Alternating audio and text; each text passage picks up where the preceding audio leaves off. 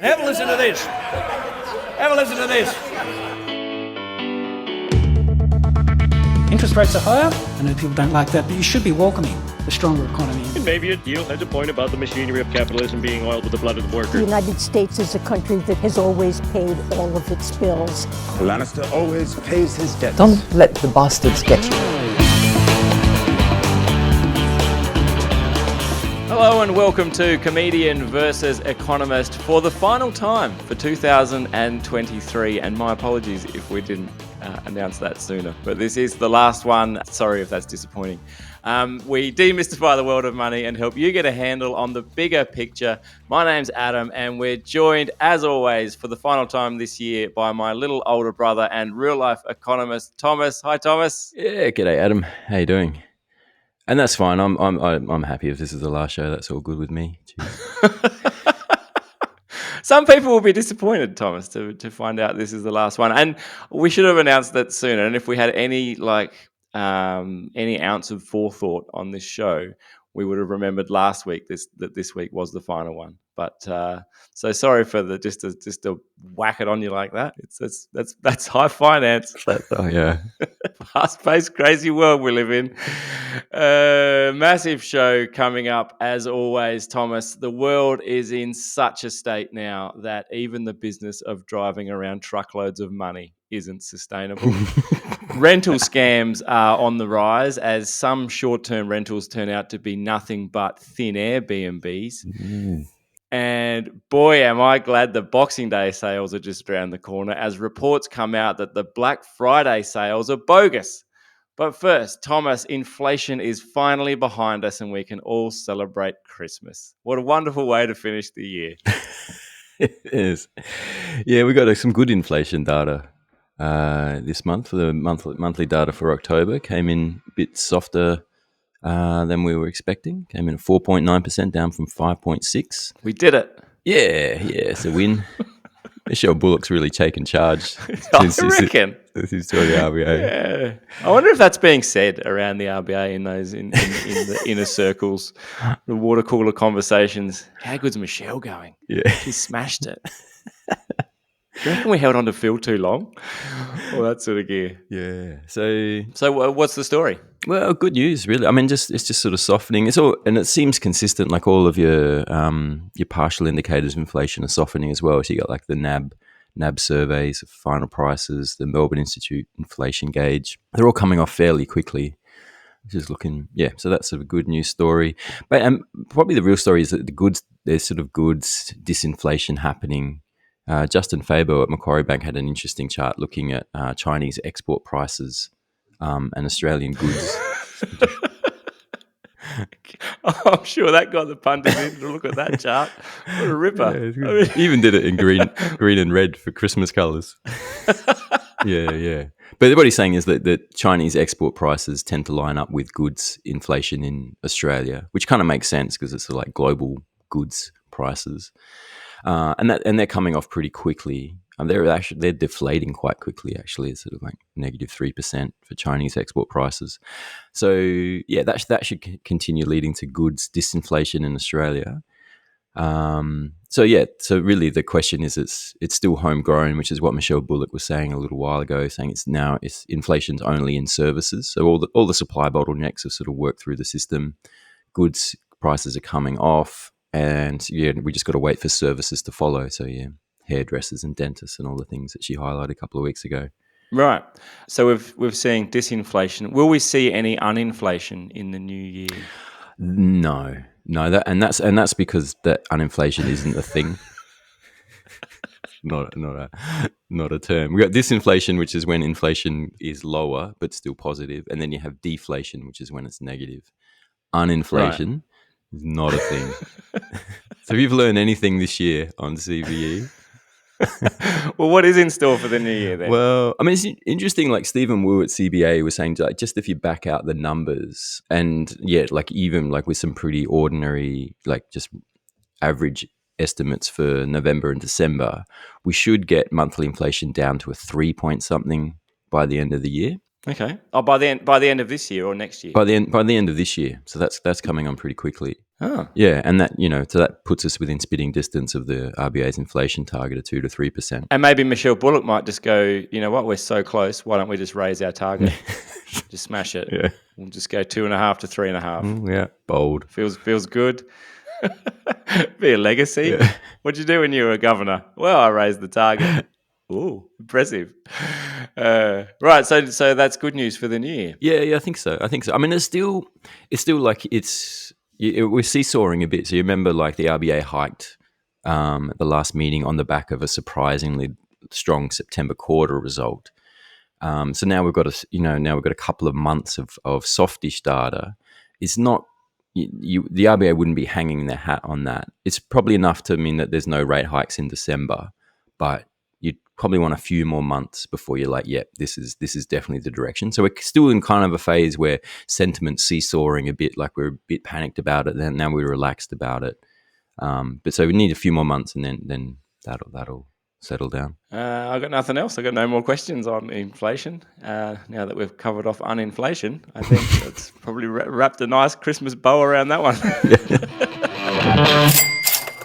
Right, Thomas. Turns out Armaguard's in trouble. What's George Clooney and the Ocean's 11 up to now? Has anyone seen them? Is this Ocean's? What are we up to? 15? Yeah. Their Christmas special. Yeah, no, Armaguard's in a bit of trouble. They've just gone to the government saying they need a cash injection of 190 million over 3 years. Armaguard need a cash injection. Yeah. We built some really big trucks. We need some cash to put in them. Yeah, so it's kind of funny. So Armaguard took over Prosegur. Do you know the Spanish Prosegur?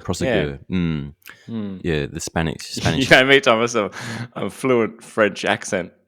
Prosegur. The Spanish, actually. Is it? Yeah. Same. Mi casa, su casa.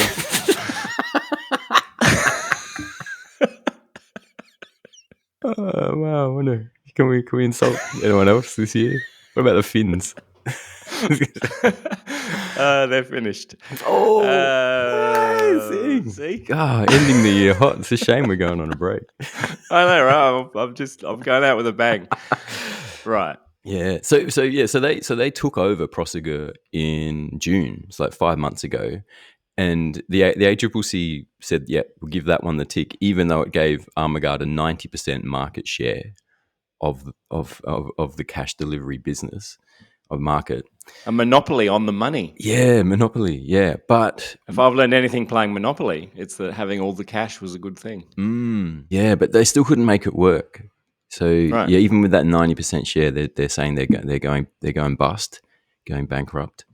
Partly it's because that they'd made some promises to ACCC that they weren't going to increase prices for existing customers for 3 years, and then no more than CPI plus 7.5% after that. So they're now saying that that was a bit of a mistake. They made that promise, and then that's like, oh, actually, we can't deliver on that profitably. That kind of happened in the building sector as well, didn't it? With kind of builders going, look, we'll build this house for you. It'll cost you this much. Yeah. And then things just went skyrocketed. Yeah. And they got into trouble. So they did the same thing. They're like, we can drive your money around for this much money. Yeah. And what they're saying is that they were expecting a rebound in cash, like it all went digital in COVID. And then they're expecting usage to bounce back, but it's actually dropped quite sharply in Australia. So, interesting that. So, like in 2010, 62% of transactions were cash. Pre-COVID, it was 27%. By the end of 2020, it was down to 22%, 18% in 2021, and then this year it dropped another 5% to 13% of all transactions. So it's really dropping off a cliff, and much faster than the rest of the world. Possibly the most optimistic bet in the world, though, to say that cash was going to rebound. Yeah, like once businesses went like, we're just not going to accept cash anymore. Yeah. I remember this guy coming up to me at the surf club when I was working in the bar at the surf club, and we stopped accepting cash through COVID. It was only card, PayWave, whatever. And the guy was like, oh man, I can't wait till COVID's finished and we can get back to cash. I'm like, I hate to break to you, like, and I'm not in control. I'm not the decision maker around here, but I'm pretty sure that we're never ever going back to cash. and most businesses would be the same if they don't need to. Yeah, right. And more so on the consumer side, I reckon. Like once you've adjusted your behavior and you've got the convenience of PayWave and all of that, like why would you go back? Yeah, it's surprising to me that they didn't see that coming. Yeah, I mean it has been like 18 to 13% is a pretty big. That's as big a fall as we saw with COVID in 2022 for no real new reason other than I think just adoption just works like that. Yeah, that's what I wonder. Like, is this just a bit of a shakedown of the government? Like, they knew this was where it was at.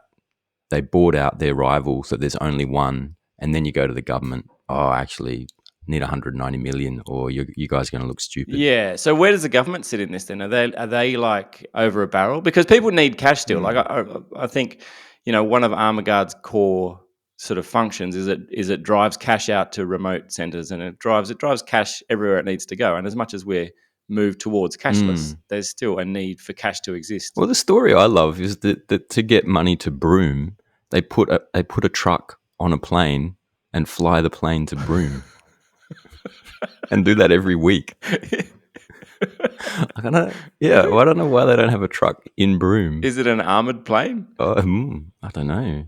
Maybe that's why. So if they shoot down the plane, can't get into the truck. They should put it in the black box that's on the plane.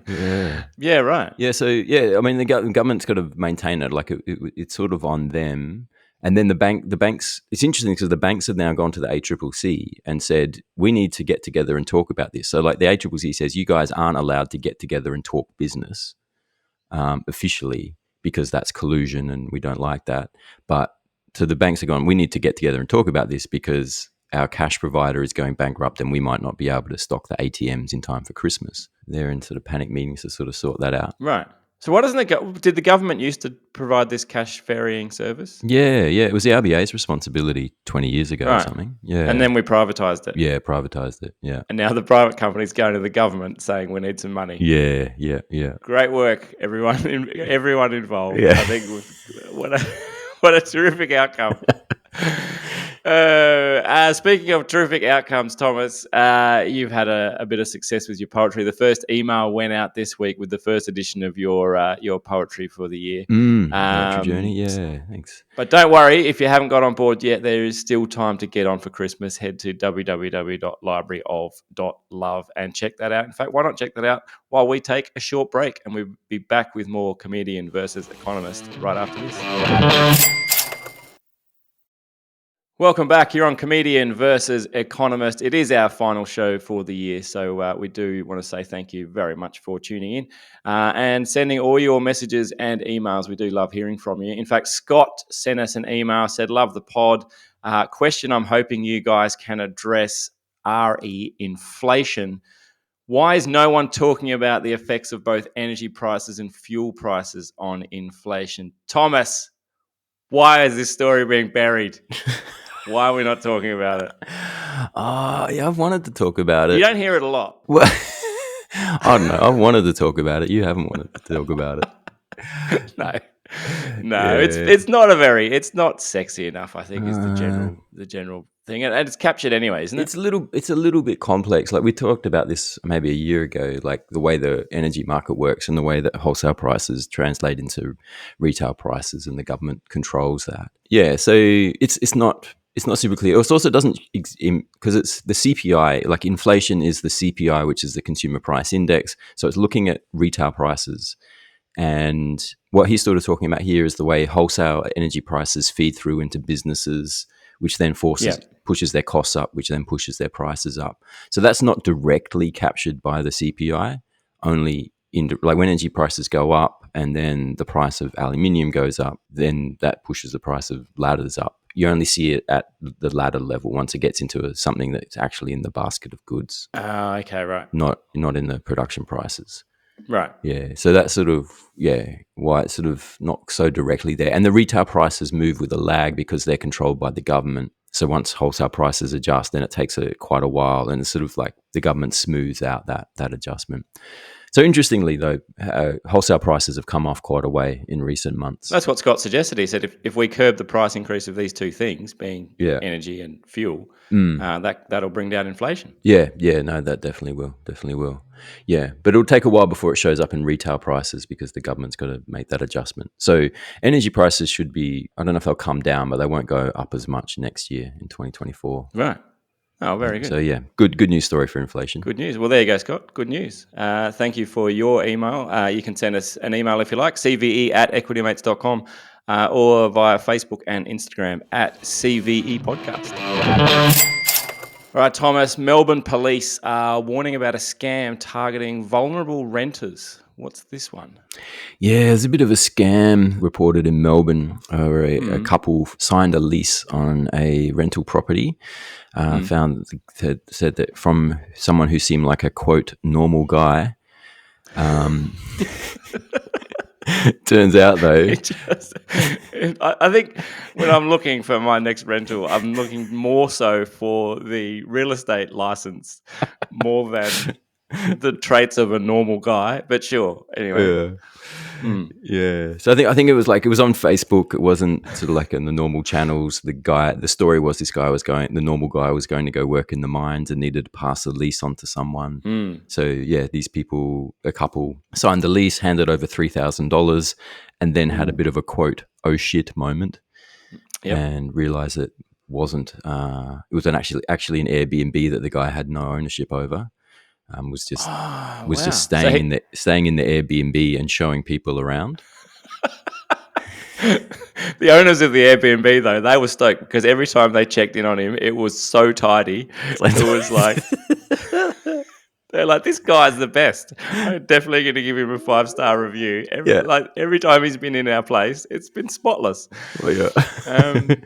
Right, so he short leased it out on Airbnb and then just put it up for rent. Yeah. Knowing that with the tight rental market, he's going to get a flood of inquiries. And I guess this is, we should be clear, this is not the fault of the person who got scammed. No. Well, there was another guy too, so they're in good company. Oh, so this same guy scammed two people on different occasions? On the same weekend. Oh, the same weekend? Yeah. He's like, sorry, I've got to wrap this up. I've got someone coming. I've got another scam at 1:30. Oh, right. Oh, that's wow. Yeah. No, but it's what happens in these, it's in a desperate... Scams prey on these desperate people trying to get rentals. Yeah. It was the same thing with shipping containers during COVID. There's like massive shortage of shipping containers, so then people set up scam sales on Facebook and things. Yeah, for shipping containers. Just renting out a tiny home on Airbnb and then offering it as a shipping container. Yeah, you can fill this with heaps of stuff. Put it on a boat. It looks a lot like it's been already made into a tiny home, though. No. It's just a shipping. You take all this furniture out, it's still a shipping container. Don't you worry. Yeah. So what's the lesson here then? Oh, I think it's just a sign of the times of just how desperate the rental market is. Yeah, I mean, one, be careful, but also like just knowing that it is still super tight. Average rents for houses in Melbourne are up 18%. Units are up 13%. Like those are massive numbers. Like rents never grow like that normally, but they've been growing like that for quite a while now. So it's desperate times, and it doesn't look like it's getting better anytime soon either. So right. So even in the new year, when we talked about inflation maybe coming down, rates might stabilize. Maybe they come down, but we're saying rentals are still going to keep going up. Yeah. Can't see any way that they won't really, like short of like a massive surge in unemployment or something. Just because the supply demand dynamics are so out of whack. Yeah, right. And new supply is actually collapsing, like because builders are going bust and tiny homes are being used as shipping containers.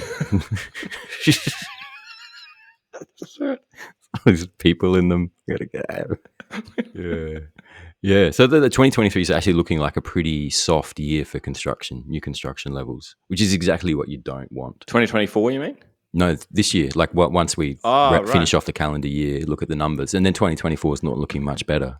So the supply response is weak at a time when it's should be oversized, but it's coming in. It's under average. So What do we do then? We need to do something. Like we need action. It's all well and good. We just sit around and go, oh yeah, well, rental market's going to get tighter from being already tight. but this is the thing, right? Like we've been talking about it. Like the whole time I've been a professional economist, we've been talking about the housing shortage and what to do about it. And it's no one can do anything about it. Like population growth is set at the federal level through the immigration program. Supply is set at the state level and council level.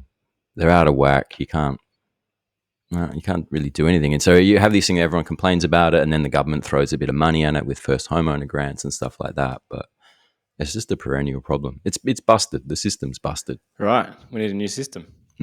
Maybe we just need to make housing uncool somehow, so that people are like, oh, what? You still live in a house?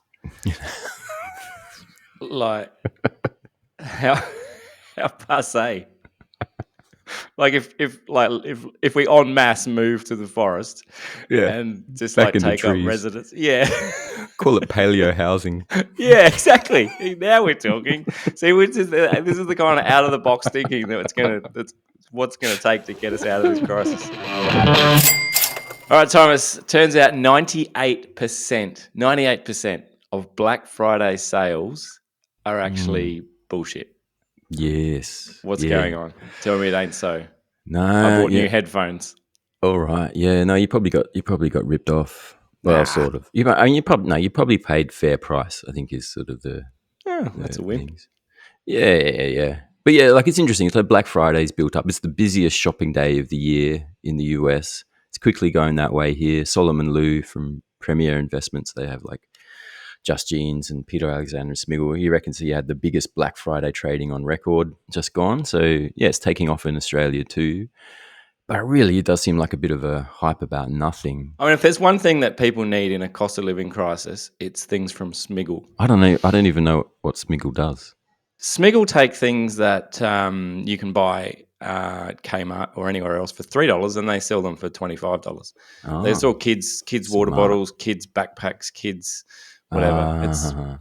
It's junk. Well, it's no better than the other stuff. Really, little kids, like my kids used to love going to Smiggle. You get a Smiggle gift voucher, go there and buy a water bottle, which was identical to the one you get at Kmart for $2. Oh, right. There you go. So I loved it when they lost that one. That was always, nothing like seeing your $25 overpriced water bottle getting left on the train.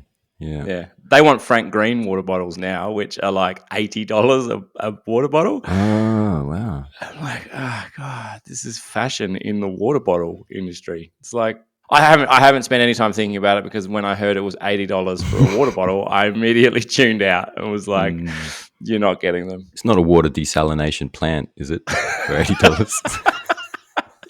Yeah, they get the water bottle and then they can just walk down to the beach, fill it up with water, and they've got drinking water all day. Smart. So no, back to the Black Friday sales though. Yeah, so it's sold as like the Boxing Day sales, like grab yourself a bargain, everything's on special.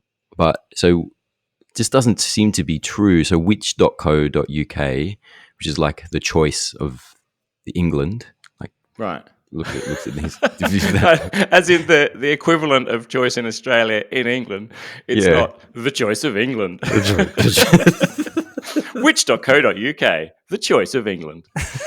Right, which.co.uk. Yeah. So they studied it. So they looked at 213 products that were on sale on Black Friday in 2021, and they looked at them for a year before and a year after, and found that for 98% of the products they looked at, they were no more cheaper on Black Friday than they were the rest of the year. Yeah, wow. 98% of the products were cheaper at some point at other times of the year. Oh, at some point. Yeah. I noticed Amazon, because I was looking around on Amazon during the Black Friday sales, and I noticed Amazon have like a little thing on their site now, which obviously is just meant to try and get you to buy more, but it says like this price is cheaper than the last 60 days or something. The cheapest price in the last 60 days. So you can at least, I guess, you can factor that into your planning. I've long believed there's actually no such thing as a sale. That's my kind of. I don't think sales exist. I think the only thing that happens is old stock is gotten rid of after a certain period when it's no longer trendy, cool, whatever. It's technology that's now slightly older tech, like a TV. Like I love my TVs, and there's no such thing as a TV sale, really. There's just No. new TVs coming out, and then they want to get rid of old TVs. So you get a TV, it's on sale. It's typically like an older TV. Yeah. JB Hi-Fi have a TV sale once a week. Yeah, right. So even just buying on the weekend, you'll save a bit. Like RRP is just it's insane. No one ever pays RRP for anything, to the point that I don't really understand why we have RRPs. Like if you go to the manufacturer's website and you want to buy it from there, they've got some ludicrous price. You're just like, why would I buy it here? I'll just go to a retailer and buy it because somehow they can do it cheaper than the people that make the product. Right. Yeah, which is an agreement that the retailers have with the wholesaler. So like, I'll stock your product so long as you don't undercut me. Right. Like there'll be a contract agreement for that. Yeah. Right. Yeah. And yet people are queuing up all night to get in and buy this stuff. It's just weird. So is anyone policing this sort of thing? Like, is anyone kind of going, look, you can't call it a sale. It's been this price for 9 months of the year. I don't think so. Like, I think there is some. I think you can get done if you say it's 30% off and it's not 30% off. If somehow someone can prove that. But then they're saying like one of the sales in this Which study was a Toshiba TV on sale for $279, pounds, £279, £100 off, but found that it had only been £379 for 3 days. Yeah, right. In a month before Black Friday. So they're meeting the letter of the law. At some point, it was $379. It is then £100 off. Not £100 off for Black Friday, just £100 off where it was a month ago. But that's meeting the letter of the law. So maybe get a bit of negative publicity here, but like who's paying attention? So. Yeah. All right. Well, hopefully that's riled up my mate Ollie, who's a retail manager and likes to try and convince me that sales are a thing. Merry Christmas, Ollie. See you on Boxing Day. See you on Boxing Day. Hey, that's it. That's it for us for the year. Before we go, I want to give a shout out to the whole Equity Mates team for their support this year and every year. We couldn't do CVE without them. In no particular alphabetical order.